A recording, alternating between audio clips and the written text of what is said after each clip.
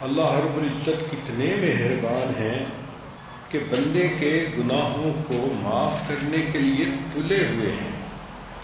جب جمعہ کی نماز ادا کر لی، اب بھاگنے والی بات نہیں، جمعہ کے بعد بھی تھوڑی دیر بیٹھیں اور اللہ کا ذکر کریں۔ چنانچہ حدیث پاک میں ہے کہ من قال بعد ما یقضی الجمعہ، جس نے جمعہ پڑھنے کے بعد یہ ذکر کیا سبحان اللہ العظیم و بحمدہ 100 مرۃ، 100 مرتبہ، غفر اللہ له 100,000 ذنب، اللہ تعالی اس بندے کے 1,00,000 گناہوں کو معاف کر دیں گے۔ والدیہ 24,000 ذنب، اور ماں باپ کے بھی 24,000 گناہ معاف ہو جائیں گے۔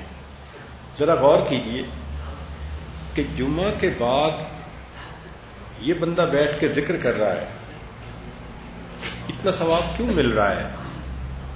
اس کی لاجک یہ کہ ایک تو جمعہ کے بعد سب کو بھاگی دوڑی پڑی ہوتی ہے، رش ہو جاتا ہے جوتے نکالنے میں اور پہننے میں اور گاڑیاں نکالنے میں، تو اگر زیادہ رش ہو تو لوگوں کی تکلیف کا باعث ہوتا ہے۔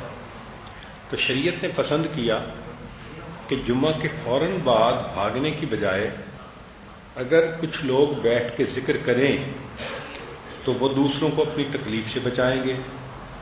اس وجہ سے 1,00,000 گناہ معاف اور والدین کے 24,000 گناہ معاف۔ سبحان اللہ، سبحان اللہ، اللہ تعالیٰ کی کتنی مہربانی ہے۔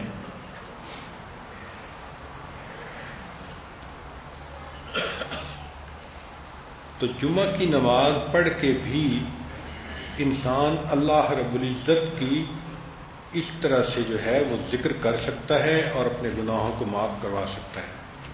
ایک حدیث پاک میں ہے، عائشہ رضی اللہ تعالی عنہا نے روایت کیا کہ نبی اسلام نے فرمایا، من قرأ بعد صلاۃ الجمعہ، جس شخص نے نماز جمعہ کے بعد یہ 3 سورتیں پڑھیں، قل هو اللہ احد، قل اعوذ برب الفلق، قل اعوذ برب الناس 7 مرات، 7 مرتبہ، اعاذہ اللہ بہا من السوء الی الجمعۃ الاخری، تو اللہ تعالی آنے والے جمعہ تک گناہوں سے اس بندے کی حفاظت فرمائیں گے۔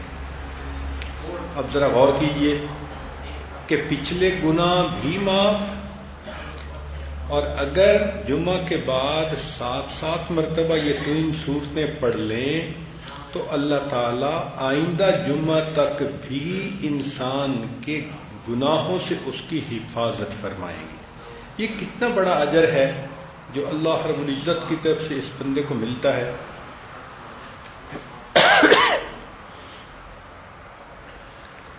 امام قشیری رحمۃ اللہ علیہ نے اس حدیث پاک میں کچھ اضافہ کیا۔